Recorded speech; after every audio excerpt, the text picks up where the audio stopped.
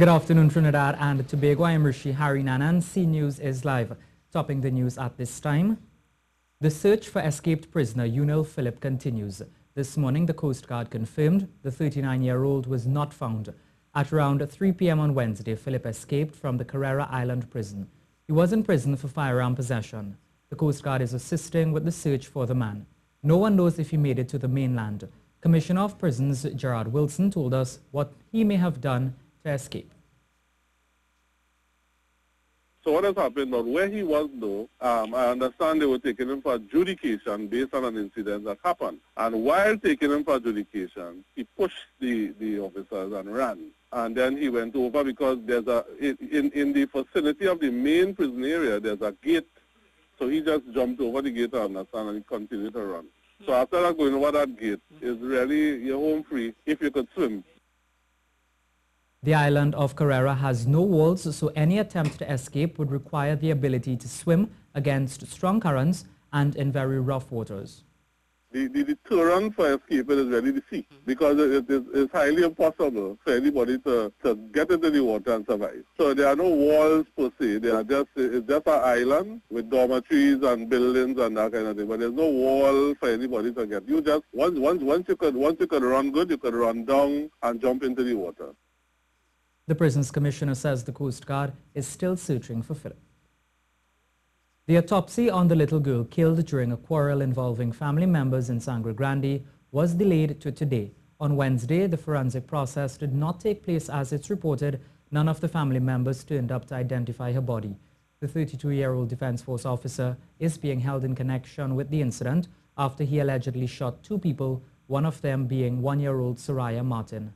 It's reported that the uncle of the baby, Suryya, Gregory Haraksing, got into an argument with the child's relative who went to visit her at the family's home in Paul Street, Sangre Grande. There was a heated exchange, and the relative, who is a soldier, reportedly pulled out his gun and shot at the uncle, injuring him. One of the bullets reportedly hit the toddler, who was in the arms of another relative who ran for cover when the shooting started. The child and her uncle were taken to the Sangre Grande hospital, where she died during emergency surgery. After the shooting, the soldier had jumped into his vehicle and fled the scene. He was later apprehended by police. The body of a woman was found along a beach in Toko this morning. She has been identified as Maxine Lewis. Circumstances surrounding her death are not yet known, and we'll have more for you in a subsequent newscast.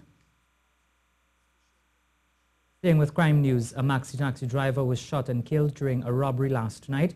Reports say at around 9 p.m., Brandon Dupini was plying his trade when he was attacked at St. John's Road, Tunapuna. C News understands a struggle ensued between Dupini and the bandit, ending in Dupini being shot once in the head. The victim lived at Upper Coal Mine Road, Kunapu, Sangre Grande. He was taken to hospital where he died. The Port Authority of Trinidad and Tobago has announced a delay in the sailing of the Kabu Star today, December 14th. The MV Kabu Star experienced mechanical issues yesterday and was unable to sail from Tobago on schedule at 11 p.m. The vessel left Tobago at 6:05 a.m. today. Port users are therefore advised that the 2 p.m. sailing from Port of Spain will be delayed. All users will be advised of the rescheduled time upon the arrival of the vessel into Port of Spain. Moving on now to some other news, CEO of the Trinidad and Tobago Energy Chamber, Dax Driver, says renewable energy targets are being approached through the introduction of solar and wind power systems. Speaking on Good Morning Trinidad and Tobago, he revealed that the Ministry of Energy recently published expressions of interest in solar, wind and other renewable energy resources. We don't really have much opportunity for large-scale hydroelectricity, which would be sort of another major source. And the other technologies are really sort of quite early in the development, like waves and ocean current. These are very new technologies. So solar and wind are the two which people are looking at, the Ministry of Energy has gone out asking for expressions of interest for large-scale solar energy or wind energy projects. Though we are moving in the right direction, Mr. Driver says chances are Trinidad and Tobago will miss the 2021 renewable energy target. The head of the Energy Chamber says solar and wind power are getting cheaper with each passing year. He believes this will contribute to the push to have both systems introduced locally. He noted the need to reduce the amount of gas put into power generation. And the gas which you can sell to the petrochemical sector and to LNG, to Atlantic LNG, that sells on a much higher price than the electricity which goes to the power generation sector.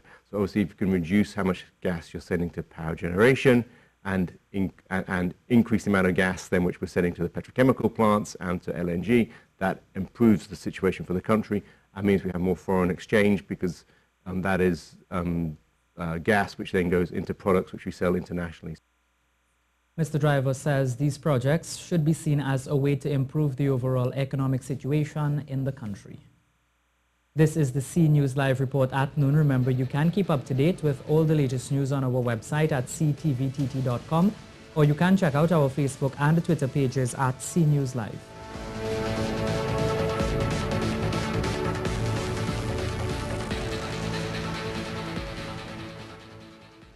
The Couva Tabaquite Talparo Regional Corporation says infrastructure works have been stalled as releases from central government's budget division have not been forthcoming for this fiscal year. In a statement, the CTTRC said, at present, repairs to roads, drainage projects and landslips coming out of the devastating Diwali week floods in November are being greatly affected due to a lack of funding for the purchasing of materials. The corporation's transportation department is also reeling from a lack of funds as they face cutbacks in fuel and maintenance funding. Readiness and preparation of recreational grounds for the upcoming cricket season is also a source of concern. Chairman Henry Wong is calling on government to make releases available in a timely manner. Well, now for the weather forecast. Generally sunny and hazy conditions are expected this afternoon with only the small chance of a light shower. Tonight will be mostly clear and cool with 1 or 2 drizzles in a few areas. Temperatures are expected to climb to a maximum high of 31 degrees Celsius at Piaco and Crown Point. Seas are relatively calm with waves up to 2 meters in open waters and less than 1 meter in sheltered areas. Football now, and Minnesota United star Kevin Molino is back home after his 3rd season in Major League Soccer. The TNT midfielder is one of 11 players protected by Minnesota, meaning that Molino will ply his trade for the club in 2018. Molino spoke to Ken Fuentes about the just-ended MLS season and about a charity event he is involved in to benefit his native Carenage. Molino returned home after completing his 1st season with MLS expansion club Minnesota United, for which he says it was for him an opportunity to test himself as a player.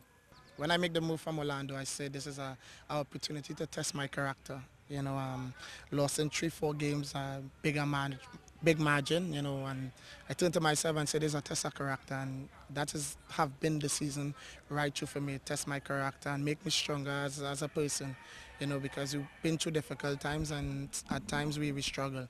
But the most important thing is we stick together as a team. Molino, who was part of the national team that missed out on qualifying for the 2018 World Cup in Russia, says despite the end result, the team has a lot they can build on. The positive and also things we have to work on, and that's why you bring in Dennis for us to work on things, and you have to have patience with him, and you know, I think he have the right plan for us, not just for the senior team but for the development of football, and we have a great staff to work with, and also they are mentors, you know. They take us to the World Cup and they had long stint and good career in Europe, so this is players that we have to take a lot of experience from and learn from them.